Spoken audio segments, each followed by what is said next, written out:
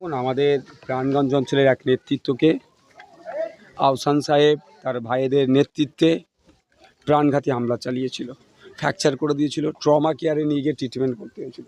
সে এখন বাড়িতে আমরা নিয়ে এসেছি, বাড়িতে ট্রিটমেন্ট হচ্ছে।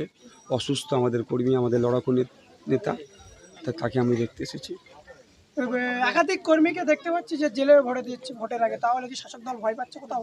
অবশ্যই ভয় পাচ্ছে বলে তার অত্যাচার না হচ্ছে, তবে জেলে রেখে আমাদের ভোটকে কমাতে পারবে না। হুমকি দিয়ে, মারধর করে, মিথ্যা কেস দিয়ে আমাদের ভোটকে কমাতে পারবে না। ইন্ডিয়ান সেকুলার ফ্রন্টের পক্ষ থেকে খামচিহ্নকে ভোট দেওয়ার জন্য মানসিক প্রস্তুতি নিয়েছে। আগামী 1 তারিখে সকাল সকাল যাবে, খামচিহ্ন ভোট দেবে।